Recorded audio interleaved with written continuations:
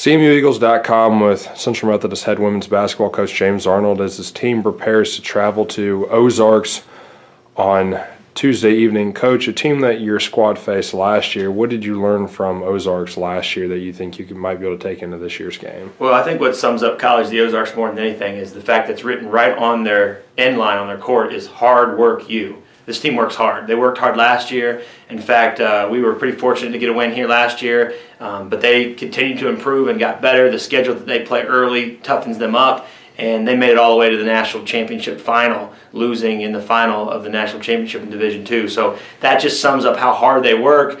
They've got a lot of talent. They've lost some people off that team, but they've also returned some that have that experience. The schedule that they've played early on has certainly tested them and improved, allowed them to improve significantly from beginning to now. We're going to have a tall task on our hands, especially going down there where they're really good in a great basketball environment, a great women's basketball environment against, like I said, a hard-working basketball team. Ozarks is currently ranked 11th in the NAIA Division II poll. They're already 4-0 this season against schools from the Heart of America Athletic Conference. What does that say about their toughness? I think it says a lot about the fact that not only are they 4-0 against Hart schools, they've taken Freed Hardman and number one in the country, Division I, and played them really well. Bethel out of Tennessee, we watched that film and they hung right with Bethel. And then they've also played, their losses have been to some really good NAIA Division II teams. They battle test themselves because they're one of the big dogs in their league, and no doubt about it. This is a team that's going to be well prepared. We're not going to show them anything they haven't seen already. That's for darn sure with the schedule that they've played. Kaylee Kepler is the Lady Bobcats' leading scorer, going for just a little bit more than 17 points per game. What have you seen from her on film that makes her a good player? She's a load. Last year she was really, really good and put up good numbers, and this year she is really taken off. 25% of their points on the year come from her hand.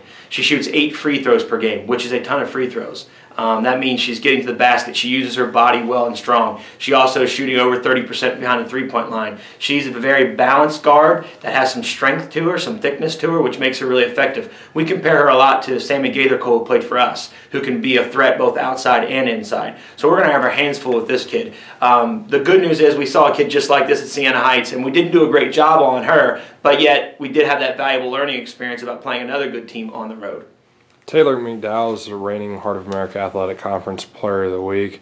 Just talk about the things that she did well last week and how you think your guards are going to have to be big for Tuesday's game. Well, for Tuesday's game, I'll take that part first. Their guards do a ton of rebounding. Like, they are some of the best rebounding guards we'll ever see. So that we've challenged our guards specifically in this scouting report that our guards are going to need to win the rebounding battle against C of O in order for us to be successful. Their guards have great motors. We've established that they're hard workers. They also have really good instincts and can read the ball coming off the rim and read the angles of misses and the caroms.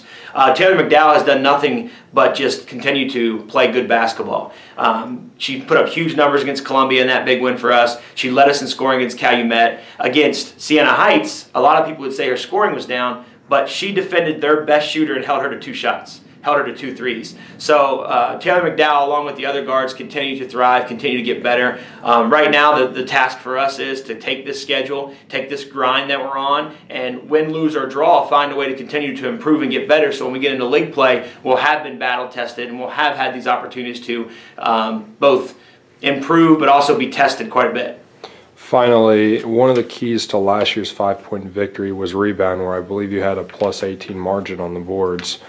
You just alluded to rebounding a little bit, but is that the final message that you deliver to your team that you think will be the deciding factor in Tuesday's game? I think it's going to be threefold, honestly, and it comes a lot to do with rebounding. I think the rebounding margin is huge. I think the free throw attempts is going to be huge, and that means, one, we have to defend without fouling. They're going to get to the free throw line because they're good at that.